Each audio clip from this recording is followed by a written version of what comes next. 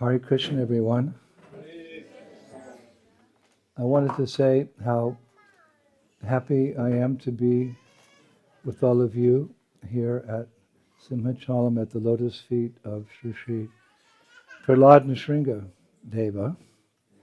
This is not a festival on our Vaishnav calendar, but we don't need an excuse to have a festival, because in the spiritual world, there's a festival every day. So sadhan bhakti is the process of practicing Krishna consciousness so that it becomes natural. It becomes actually spontaneous. Actually, it becomes full of prema, ecstatic love. So we're practitioners. That's fine. Confucius, he said, that the longest journey begins with the first step. So for many of us, this is our first step, but it's a very joyful step because it's a step out of ignorance into knowledge. It's a step out of suffering into bliss. It's a step out of the material world into the spiritual world. So every day is a festival, but I thought this would be extra special festival because it's that time of the year where the weather's still pretty good. In America, we call this season Indian summer. Indian summer, not like India summer, which is 45 degrees or 50, but European summer. It's very pleasant, isn't it? I've been serving in Europe for most of my career of 54 years of devotional service. And sometimes the summers are long, hot summers. Sometimes in Poland, very cold, wet summers. But always this September, isn't it? It's beginning of autumn. It's a very pleasant time.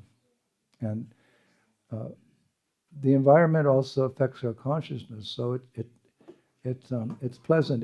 It's time for chanting Hare Krishna, Krishna Krishna, Hare Hare, in the association of devotees. Krishna Vardam Tvisha Krishnam Shangopanga Shiparsharam Yagnai Sankatam Prayar Vishantihi Shu Medashaha.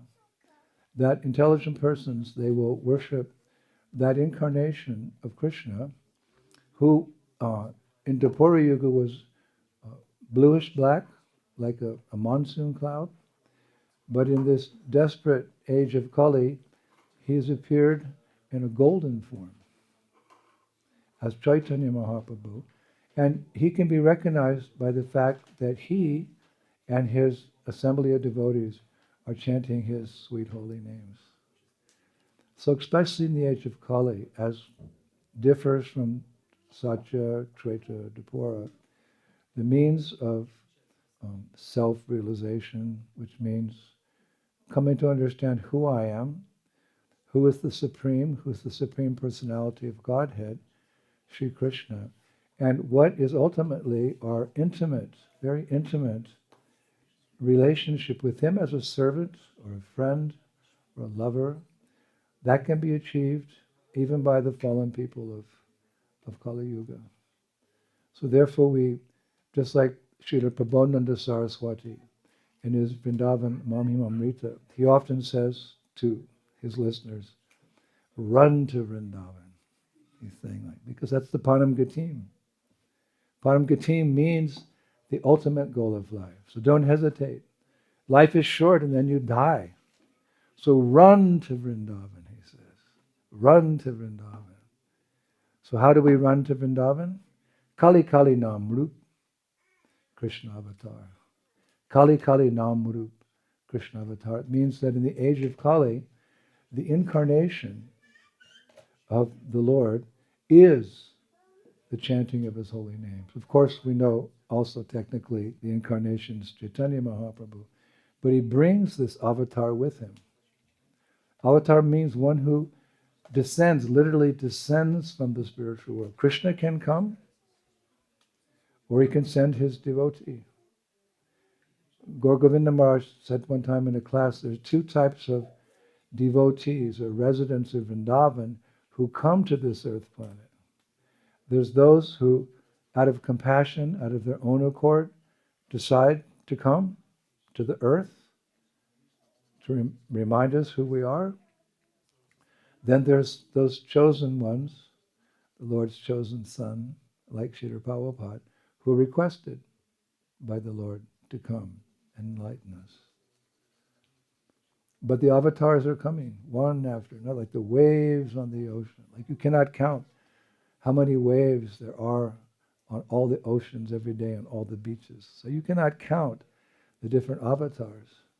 But this avatar, Chaitanya Mahaprabhu, who delivers the chanting of Hare Krishna, he's so special. All incarnations are special, but he's special, special, special, special. As revealed in the words of Srila Rupa Goswami Prabhupada. Namo Mahabhadanaya Krishna Prem Padayate Krishnaya Krishna Chaitanya Namde Gaur Tishe Namaha.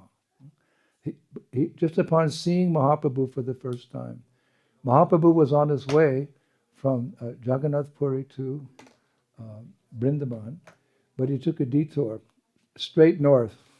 He broke the line, he went north to Ramkeli, because his devotees were there, Rupa and Sanatan. He wanted to see them. So when he came into the village, Rupa Goswami was sitting, it was the evening time, and Mahaprabhu just came around the turn into the village, and Rupa Goswami saw him for the first time. And that verse came from his heart onto the tip of his tongue. Namo Mahabhadanaya Krishna Prem Padayate Krishna Krishna Chai. Who is this personality, this incarnation? Because Rupa Goswami could see.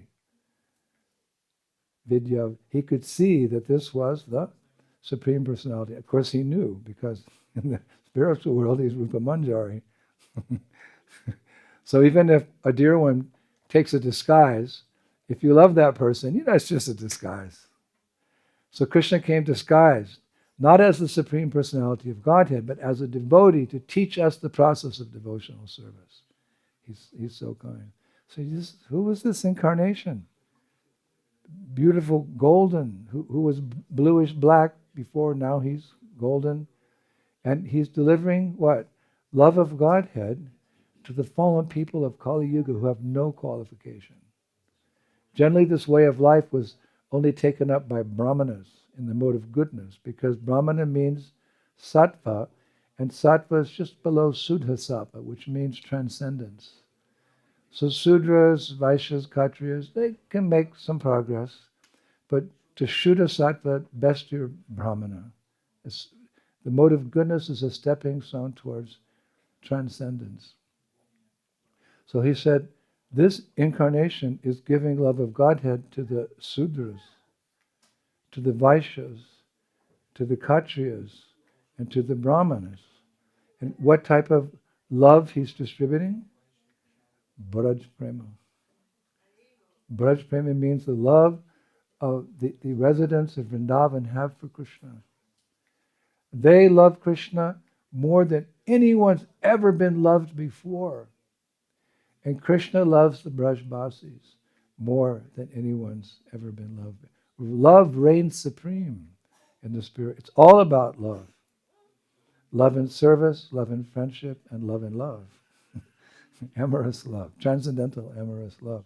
So Rupa was like, who is this incarnation? He's coming in Kali Yuga. Generally, Krishna is called Tri Yuga Avatar. It means he only comes in 3 ages. It doesn't bother to come in the Kali because everyone's so fallen. But Krishna is so kind. He came. And every day, during Chaitanya Mahaprabhu's time, they had festivals. He introduced how important festivals are for all of us. I was reading in Chaitanya Charitamrita that one day after a Harinam party, Lord Chaitanya had a mango eating festival. Everyone look here, not there. A mango eating festival. Usually we think of festivals, big Maha Mahotsava, chanting, dancing, feasting, hours of katha. This is a mango eating festival. How's that a festival? Because you're in association with the Supreme Personality of Godhead, who's the reservoir of all pleasure, in an intimate, loving relationship. You're eating mangoes. Mangoes are very tasty. But the main thing is you're eating with the Lord. So festivals, big or small, that's the joy in life. So I thought, in this beautiful beginning of autumn here in Bavaria, I'd like to say that actually Bavaria is one of my favorite places in the world. No, really. It's idyllic. It's just, when I was young, my grandmother used to take vacations in Switzerland or in Bavaria in Germany. She was old school, my grandmother. She was German, actually. My grandmother's German. Das gut, mein Herr, ja. Sprechen Sie Deutsch? Ja. Tomorrow I'll speak in German. She'd always come back with these photographs, and this is in the 50s, they weren't such good photographs. I was always attracted. Such an idyllic looking place. So I love the mountains here, the low mountains, and all the cows, and everything's green. There's lots of grass. I think if you live here, you become familiar with it. But there's grass. People in my country, America, if they live, in an apartment, they don't even know what grass is. Sri Prahlāda Sringaki. And if they have a home, they have a little patch of grass in front, and they just adore it.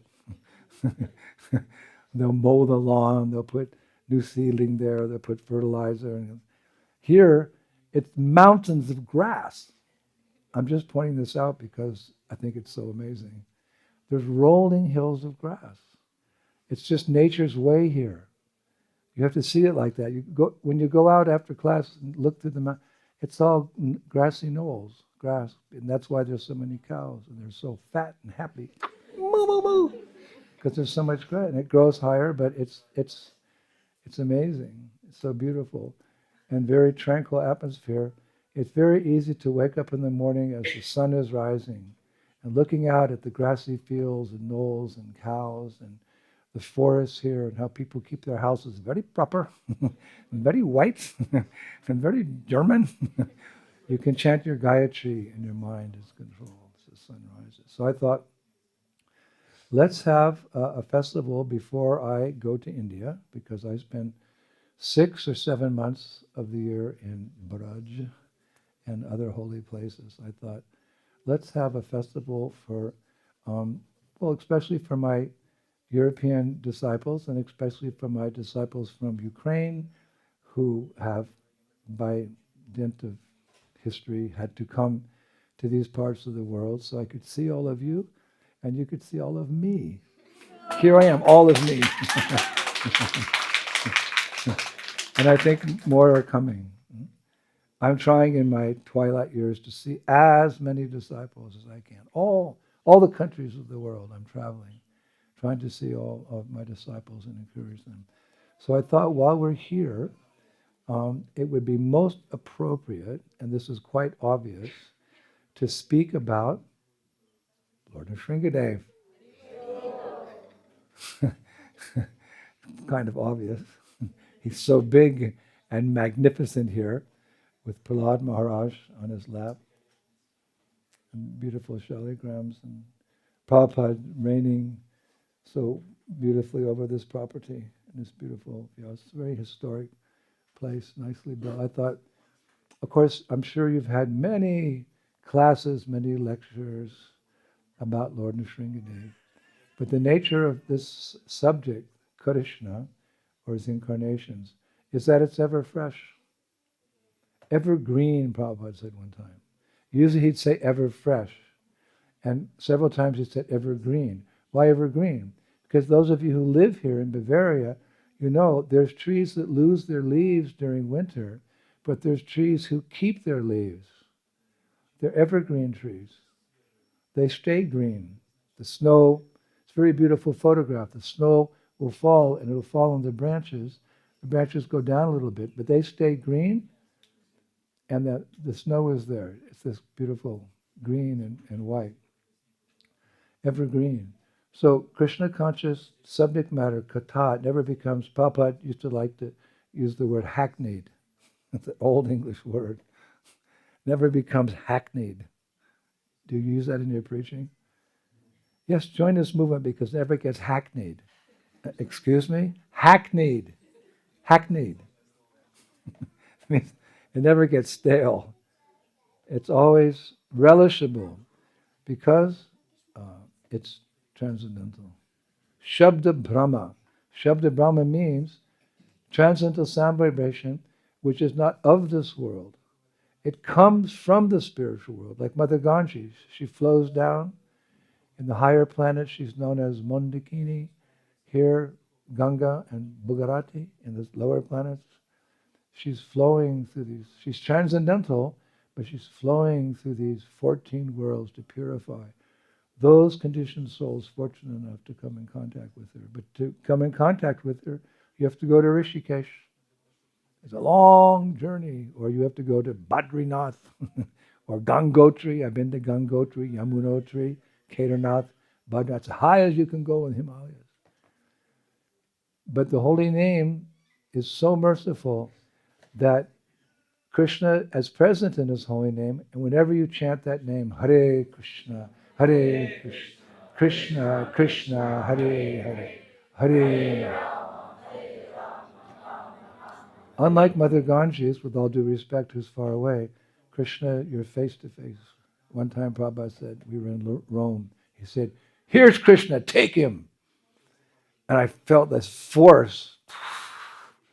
He said like that. Here's Krishna, take him. Usually Krishna is unobtainable, even by the demigods, even by great mystics and rishis.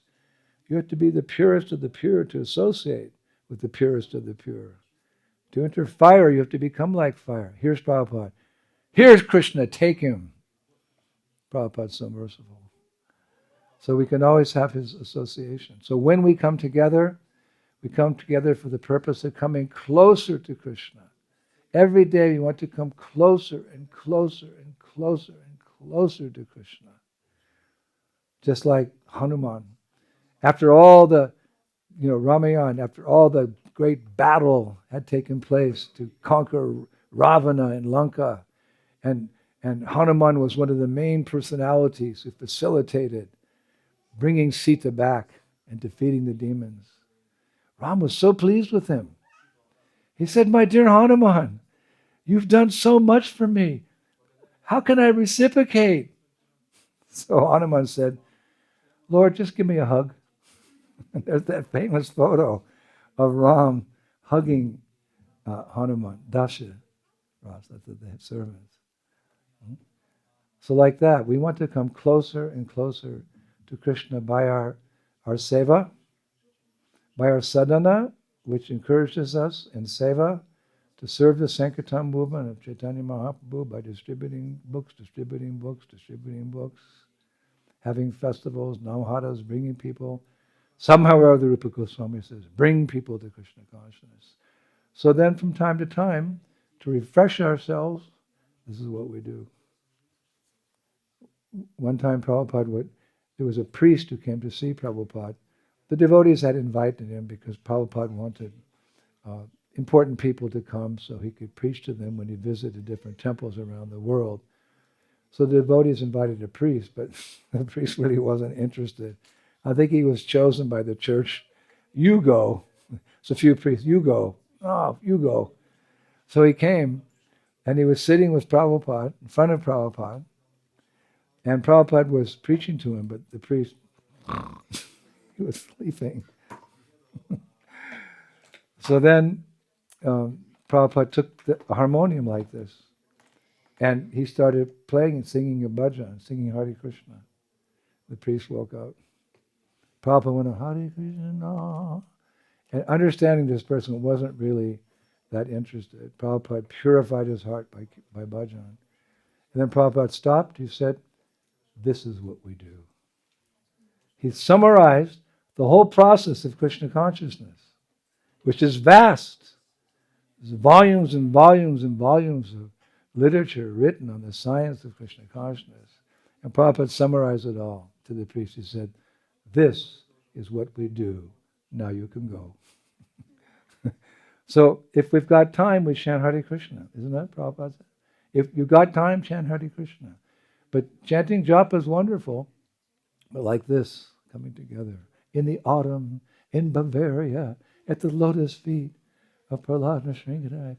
Haribol! So for the next few days, we're going to be speaking about the glories of Nṛsiṁha Bhagavan. So, how do we know about him? Grantharaj Srimad Bhagavatam. It's our main scripture. Grantha means scripture, and Raj means king. So Grantharaj, in the king of all scriptures, in the first canto, in the third chapter, text number 18, introduced to Lord Nṛsiṁhadeva. Introduced. That's always nice, right? You're introduced to some famous personality. You do a curtsy. The girls do a curtsy. For the boys, it's exciting to meet somebody for the first time. To do something nice for the first time. We always keep that memory. The day you met your husband. The day you proposed to your wife. The first baby.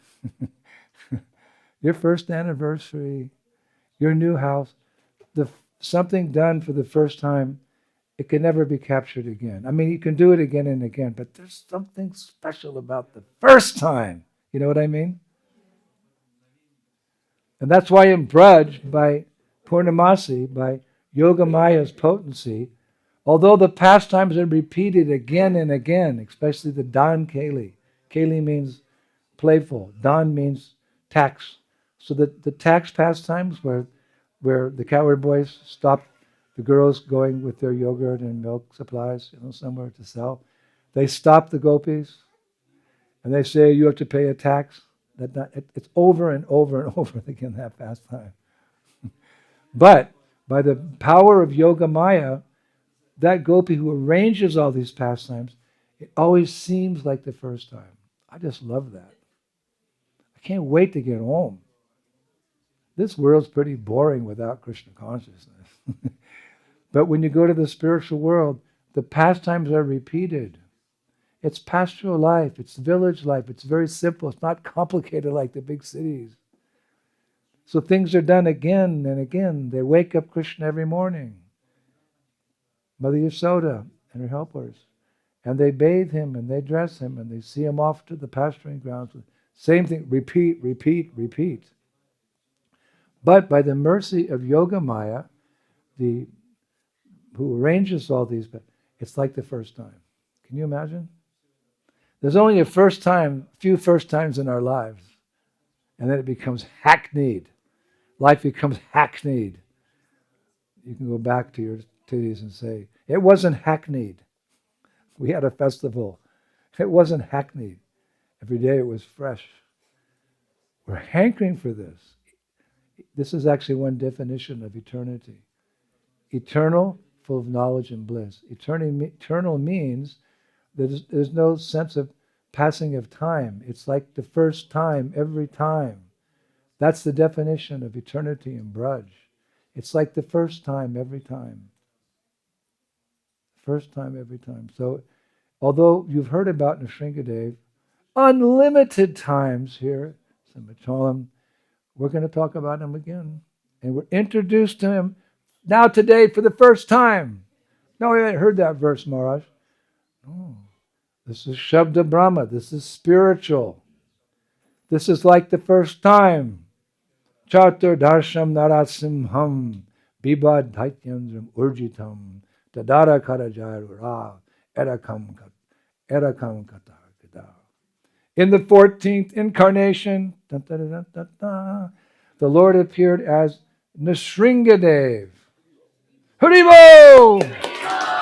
First time. Oh, really, Maharaj? He's the 14th incarnation? Who was Nṛsiṁhadeva, oh, I never heard that before. And he bifurcated, old English word, bifurcated, the strong body of the atheist Hiranyakashipu with his nails. Wow! Krishna killed a demon with his nails?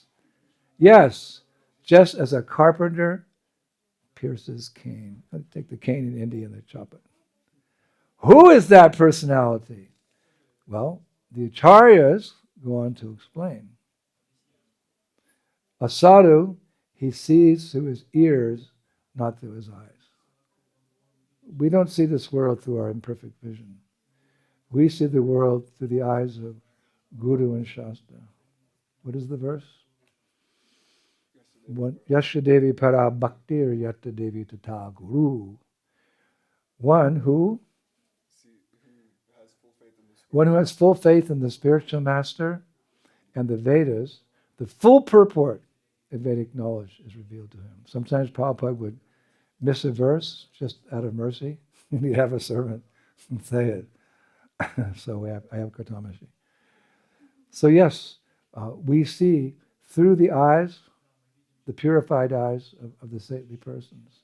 So they go on to mention that Lord Nṛsiṁhadeva is one of the unlimited incarnations. And for us Gaudiya Vaishnavas, there's 10 principal incarnations, of which, thank God, thank Krishna, Nṛsiṁhadeva is one, because we really need him, don't we? Now, each of the incarnations of Krishna have a unique name, a unique form, unique pastimes, and unique paraphernalia.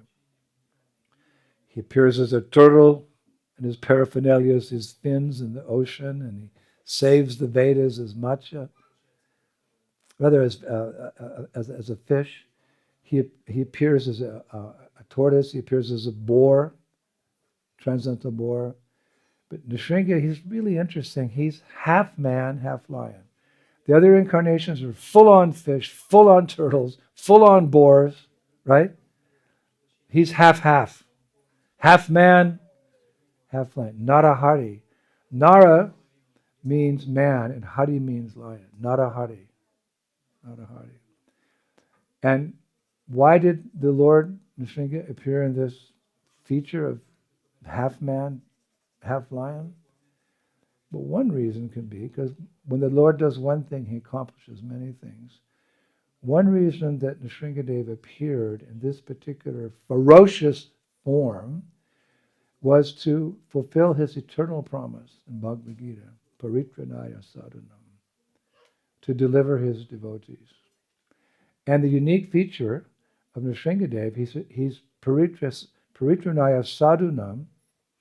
He's appearing to say that he appeared especially for one devotee. His favorite devotee. Don't be jealous. Nṛsiṁha has a favorite devotee. And if we serve his favorite devotee, we become one of his favorites as well.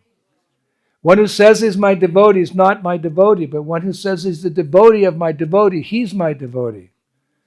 So we don't have the qualification to go directly to Krishna. But if we know someone who's connected to him, they can introduce us to Krishna, and Krishna will accept us. So Prahlad's the favorite. Don't be jealous. Serve Prahlāda. Das anu das, das, das, das. The more you're servant of the servant of the servant of the servant of the servant, the better your chances are of meeting Krishna. Because the whole crowd will introduce you to Krishna. All the saints will say, yes, this devotee is so nice. Krishna, please accept her. So just how dear is Prahlāda? You're very fortunate here. This is a unique form of the Lord. Nṛsiṁhadeva comes from Sthana Nṛsiṁha. He comes out of the pillar. Jwala Nṛsiṁha. He comes out like fire. Lakshmi Nṛsiṁha. He's half angry, half pacified. Prahlāda Nṛsiṁha, he's pretty much pacified. Then there's Shanta Nṛsiṁha. Here he's peaceful. You don't have to be scared looking at him. But if necessary, he can become Ugra in 1 second. Don't worry. But it's a very beautiful form of the Lord with his devotee. It gives us hope. It gives us hope. The Lord loves his devotee. Here's his devotee sitting on his lap. Krishna is so kind in the Christian religion, with all due respect. God's very fearful. He's judging. Go to hell. Come to heaven. Go to hell. Here he's got his devotee on his lap. He's so kind. So how dear is Prahlāda to the Lord? For that we go further on in Srimad Bhagavatam, 7th canto, 10th chapter, verse 14. Yaitat kritayan mayam, tvaya gitam idam nara, tvam chamam chashmaram kale, kanama babhat pramuchate. Nṛsiṁhadeva is speaking about Prahlāda. He says, Prahlāda, one who always remembers your activities and my activities also, and who chants the prayers that you have offered, becomes free in due course of time from the reactions of material activities. He's using his devotee as an example. If you have a theory, okay, it's a little bit, the theory, show me an example. I have a theory. Show me, it's easy to understand an example. So we have the theory that Krishna loves devotional service done by his devotee. Who's an example? Prahlāda. And you become like him. Nṛsiṁhadeva appeared specifically to save Prahlāda, and then he went home. That's the shortest time any incarnation ever spent on this earth planet. Krishna spent 148 years on this planet. Lord Chaitanya spent 48. Nṛsiṁhadeva, he came from Vaikuntha. He fought with the demon. He killed his associates. And he went back. One incarnation for one devotee. That's how merciful Krishna is. Sometimes people say, how could there be God? There's so much suffering, so much misery. How could there be God? He's so unkind. No, he's so kind that he came all the way from Vaikuntha to save one devotee. That doesn't mean that devotee is the only devotee. It just shows how kind Krishna is, how much he loves us, that he'll be there if we need him. Hiranyakashipu, Prahlāda glorified him, actually. And of course, it was a kind of funny glorification. He said, Dad, you're the best of the demons. Hiranyakashipu, thank you, Prahlāda. If you told your father, Dad, you're the best of the demons. But Hiranyakashipu, he liked that. He was the best of the demons, and part of his demoniac nature was he tried to kill his own son. So Nṛsiṁhadeva had to come, because we know that killing demons is not difficult for Krishna. In Vrindavan pastimes, as a child, Krishna was killing a demon every day. You know that. Kamsa heard an omen from the sky that the 8th son of Devaki, his sister, would kill him. So as soon as he was born, Vasudeva took Krishna to Braj, tried to hide him from Kamsa. Kamsa couldn't figure exactly where he was in Vrindavan. So he had many ministers. And those ministers had siddhis. They had mystic powers. They could become ducks. They could become snakes like Aghasura. They could become witches like Putana. So he told the demons every day, Kamsa sent a demon at 12 o'clock. Just before the cowherd boys were going to take lunch. Why? Because it was so exciting to see their friend, who they considered their equal, kill a big monster. So when they had lunch, they had something to talk about. What did the cowherd boys talk about when they had lunch every day? How their friend Krishna just killed a big snake, a witch, a donkey. And then they go home. The whole way home that evening, they talk about it. When they got home, they tell their parents. It was all Krishna Katha. Krishna's unconquerable. So every day a different demon came. And along with his brother Balaram, he would kill those demons. He's so powerful. So killing demons is not difficult for Krishna. But killing Hiranyakashipu was a little bit more complex. It wasn't so easy. Because Brahma, and actually Krishna later on chastised Brahma for giving Hiranyakashipu so many boons. Hiranyakashipu wanted to be immortal, and he kind of figured it out. You know the story, I won't go into detail. He had so many boons. He thought he had it done. They couldn't be killed. But he was killed by Krishna eventually. He was killed by Krishna.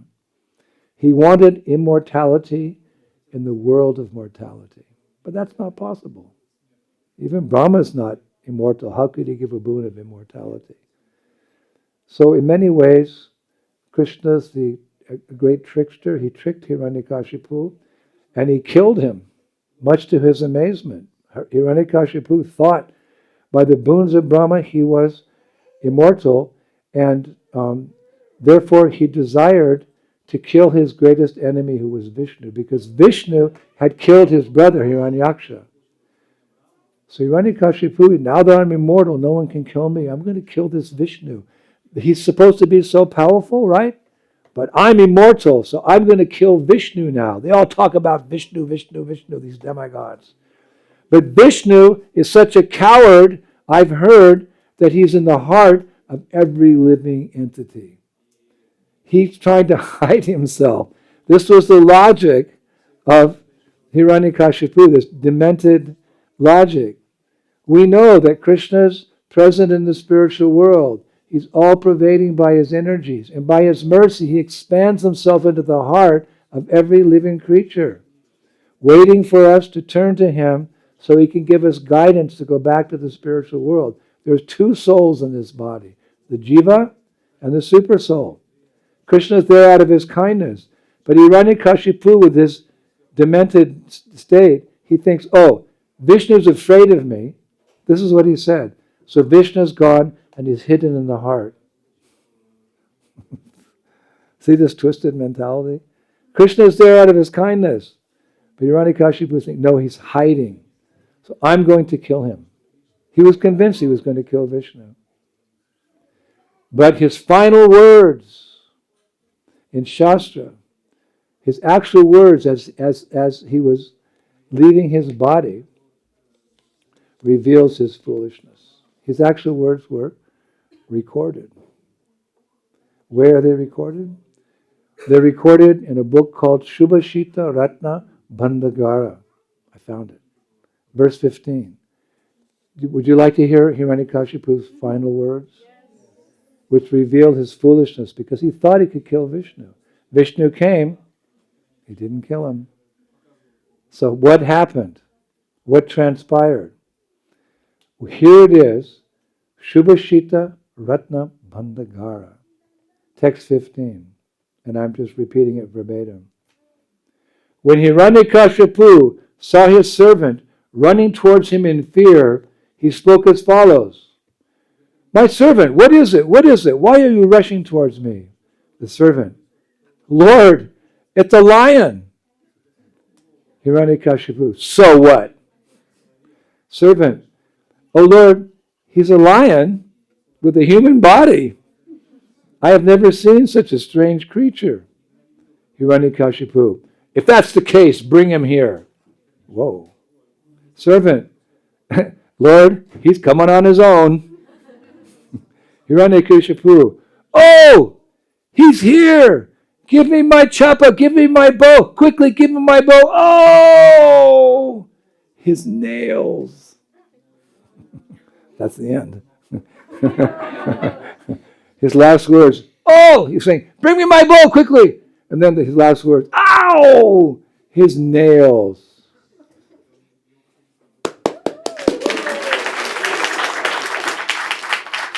And the Shastra goes on. May that Nṛsiṁhadeva, who thus tore the chest of Hiranyakashipu with his sharp nails, protect all of you. Meditate on his nails. May that Nṛsiṁha, who thus tore the chest of Hiranyakashipu with his nails, protect you all. Now, Baladev Vidyabhushana, in his comments on this pastime, he was a follower of Vishwanath Chakravarti Thakur. He made a comment on this pastime. He says, and this is really interesting, that Lord Nṛsiṁhadev's nails were a manifestation of his Sudarshan Chakra. Krishna's Sudarshan Chakra took the form of Nṛsiṁhadev's nails. Wow! Love is in the details. You look at his nails. They're a manifestation of his Sudarshan Chakra.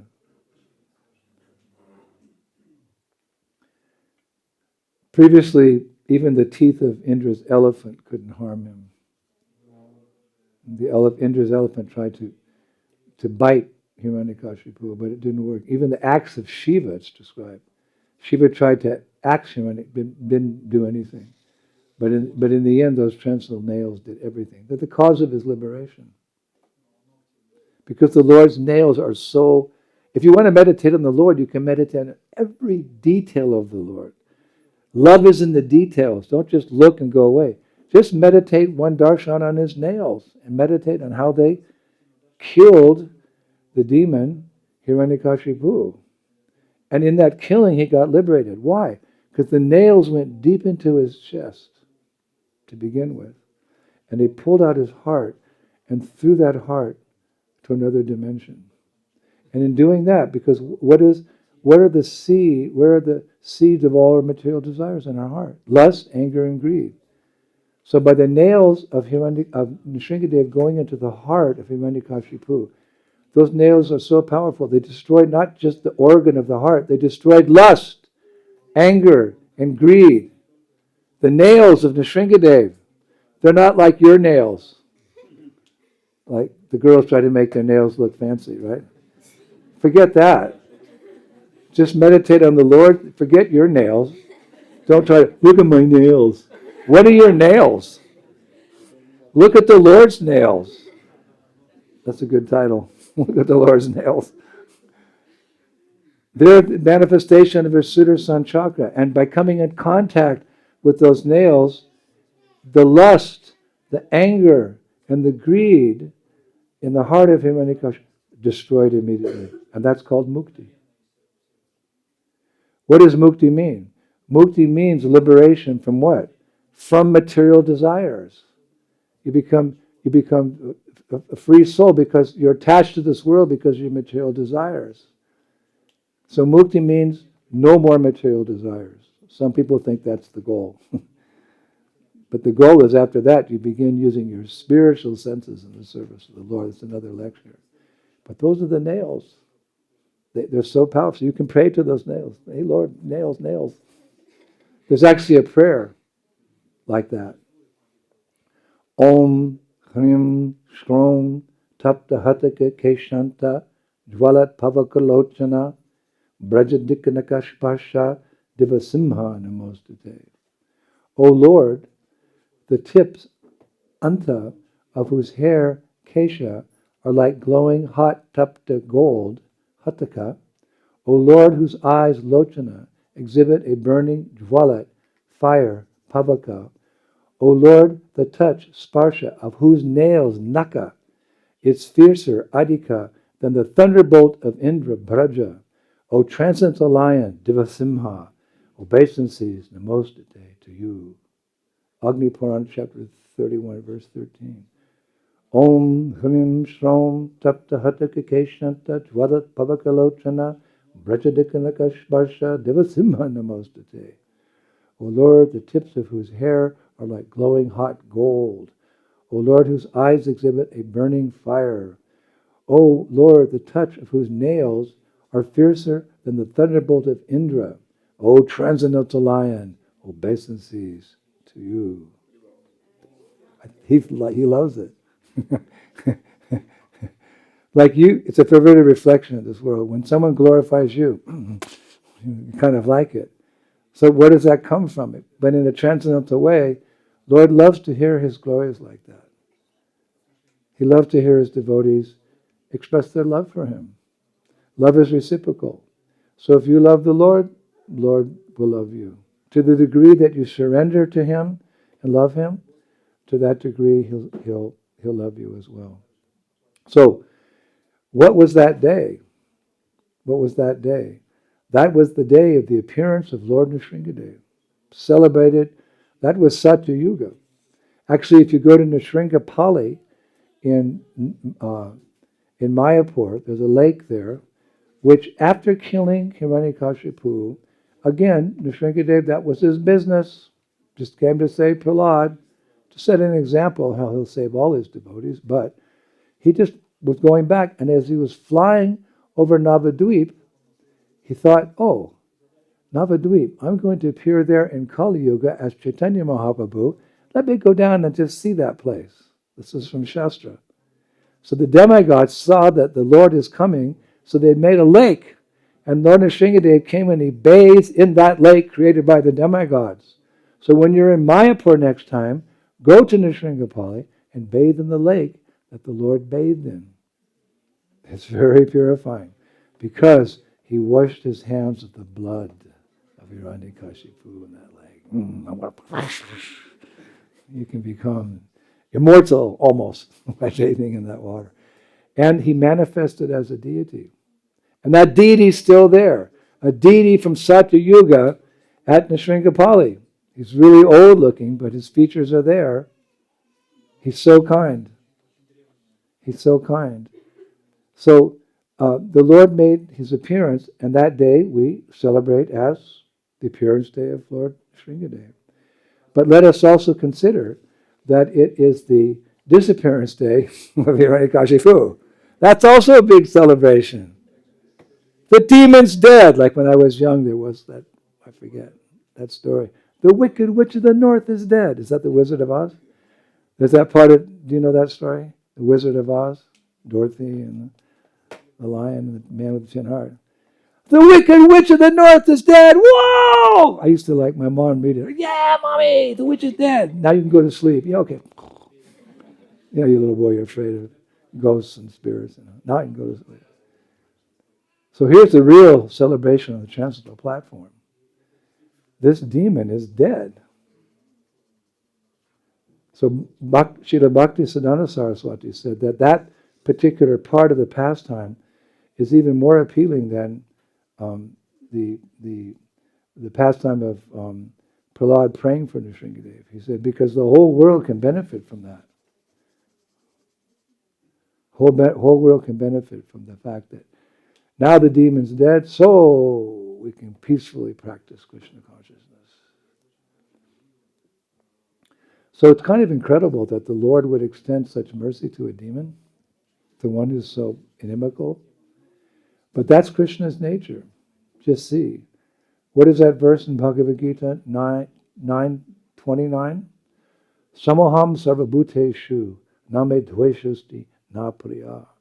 Ye bhajanti tumam bhaktya mayate teshu chapyaham.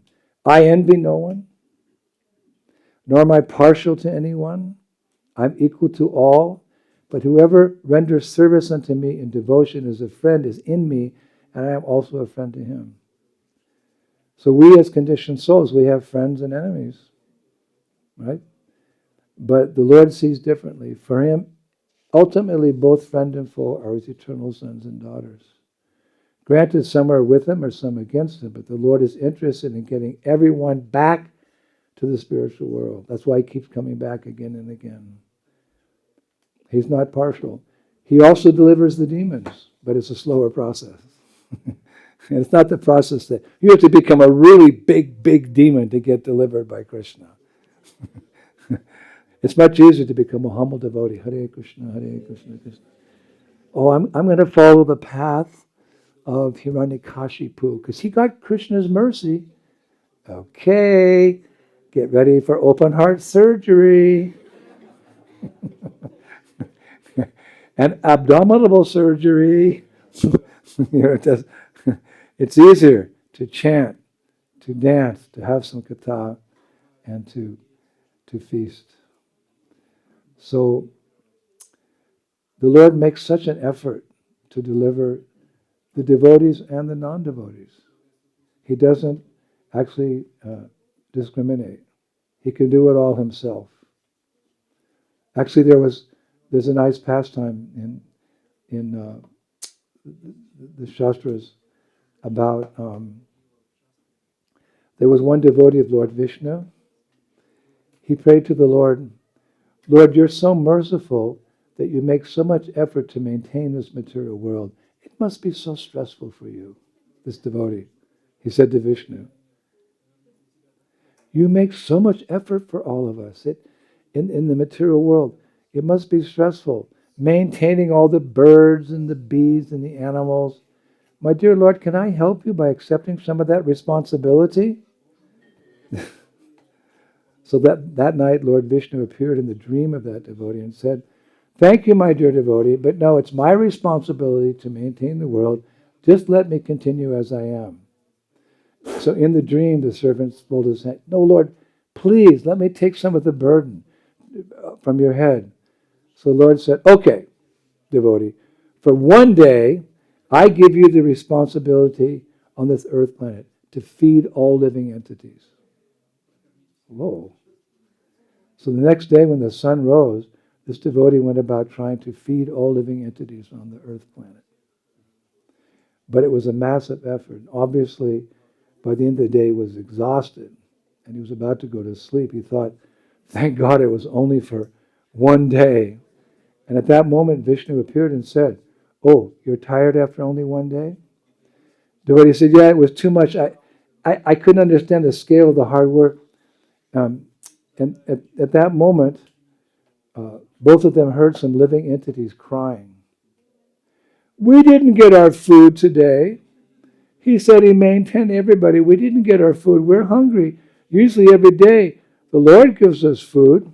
So Vishnu said, my dear devotee, some persons are crying that you didn't maintain them. You didn't give them food. So the devotee said, yeah, they were atheists. They don't believe in you, so I didn't feed them. So the Lord said, yes, that's the difference between you and me. I feed and maintain even the atheists. I even give them the intelligence by which they can try to refute my existence. Not only do I maintain my enemies, in some cases, I also deliver them from material existence in my forms like Lord Varaha and Lord Nṛsiṁhadeva. So the Lord has no friends and enemies. He's trying to deliver everyone, and we need to be delivered. But let us not follow the path of Hiranyakashipu. Let us follow the path of Prahlāda Maharaj. That's actually why it's so interesting that in the 7th canto, two personalities are at the forefront, Hiranyakashipu and Prahlāda. Some people idolize materialistic persons. They idolize their materialistic activities. They idolize their sinful activities. I want to be like this person. People think like that. So when you compare two things, you can see which one's superior. Like when a woman goes to the market to buy mangoes, there's the green, she's to serve mangoes that evening. There's the green one and there's the ripe one. So by comparison, this is the appropriate one for this evening's program. She buys. So when we read 7th canto, here's the most successful materialist ever in the creation, in God's creation. Hiranyakashipu had conquered the 14 worlds. It's described Narada Muni was his foot servant. Narada Muni was giving massages. Narada Muni. See what a devotee has to undergo sometimes. He was massaging the feet of Hiranyakashipu. The devatas were all submissive to him. He achieved whatever can be achievable in this world. And then you have Prahlāda, the humble devotee, who's simply satisfied, glorifying his beloved Lord Vishnu. So which one do you want to follow? Well, the end result is there. There's that saying we have in America. I'll take the high road, you take the low road. I'll go to heaven, you'll go to hell. It summarizes. Eloquence is truth spoken concisely. Two people. I'll take the high road, you take the low road, meaning irreligious. I'll take the high road, religion. I'll go to heaven, you'll go to hell. So we can judge something, phalina parichate, by the result. Oh, it looks really cool. I love it. What's the result? What's the result of all of Hiranyakashipu's nefarious activity, which he worked so hard for? He was, performing austerities on Mandara Mountain, standing on his tiptoes with his hands raised like that for such a long time that the ants built an anthill around him, ate his flesh. It was just his bones with his soul inside the chest. And he got that. Full benedictions. You couldn't get more. I want it all and I want it now. There's that saying, an old saying. I want it all and I want it. He had it all now. But what's the result? He was envious of Krishna. And Prahlāda Maharaj, humble servant of the Lord, he got to sit on the Lord's lap. So which path do you want to follow? We don't want to see the Lord. Well, we do want to see the Lord. We consider this a very beautiful form of the Lord. Although when someone sees it, like, well, this is your God? Because love is in the eye of the beholder. We see this as an expression of Krishna's love. This is Krishna when he gets angry. Someone said to me at a temple in South India, like, where's Krishna? I said, this is Krishna. This is Krishna when he gets angry, Nṛsiṁhadeva, out of love to protect his devotee. This is an expression of the Lord's love. This is also a temple of bhakti. Sometimes devotees say, no, this is a temple of bhakti because Krishna, out of love, appeared like this to protect his devotee Prahlāda. As an example, he'll protect each one of you as well. So that's how we see Lord Nṛsiṁhadeva. We don't want to meet him. We want to meet him like Prahlāda met him, not like Hiranyakashipu. Because that type of approach, the Lord's so kind, he's delivering the atheists, he's maintaining the atheists and the devotees, he's delivering the atheists and delivering the devotees. But we don't like that path because it's described in the Nrisimha Stuti, how the Lord deals with persons who encounter him like Hiranyakashipu. Now here, we're singing and we're dancing in front of him, we're taking the remnants of the prasadam, but the Hiranyakashipus, this is how they meet the Lord. My dear Lord Nṛsiṁhadeva, you take great pleasure in slaughtering the armies of the demons. You wield your heavy mace in a most cunning manner with the force of a great mountain. Sensing the ghastly scene of destruction created by your chopping the enemy into pieces, as soon as the foot soldiers of the demons arrive, they immediately flee for their lives. O intolerable Nṛsiṁha, burn, burn, and give me potency. My dear Lord, as your hot claws dig roughly into the chest of the enemy, Hiranyakashipu like thunderbolts, you happily bear the redness of his blood on your body, just as a peak borne by a mountain. Your abdomen is nicely folded and your navel is very deep. O auspicious one, O intolerable Nṛsiṁha, burn, burn, and give me strength. That's how he relates to the demons. For us, he sits there and he enjoys us singing, Hare Krishna, Krishna Krishna, Hare Hare, Hare Rama, Rama. But I say that in time, the general public will also appreciate Nṛsiṁhadeva as well, for the very fact that he removes these inauspicious people from the world, these demons. In the 7th canto of the Bhagavatam, we hear how after Nṛsiṁhadeva killed Hiranyakashipu, the whole universe erupted in happiness. Not just Prahlāda and his friends who'd made devotees, but, oh, the wicked witch of the north is dead. Here's the original story. Hiranyakashipu had been exactly like a fever of meningitis in the head of the 3 worlds. Thus, when the wives of the demigods and the heavy planets saw that the great demon had been killed by the personal hands of the Supreme Personality of Godhead, their faces blossomed in great joy. The wives of the demigods again and again showered flowers from heaven upon Lord Nṛsiṁhadeva like rain. So the time will come when the world will appreciate this form. People will come here to Simhachalam by the thousands, by the hundreds of thousands, by the millions at some point in history, appreciating how the potency of this demon has purified this entire country of Germany entire Europe and the entire world by, in his own way, protecting his devotees and dealing with the asuras. No one ultimately likes they'll come to the point of understanding who's divine and who is demoniac.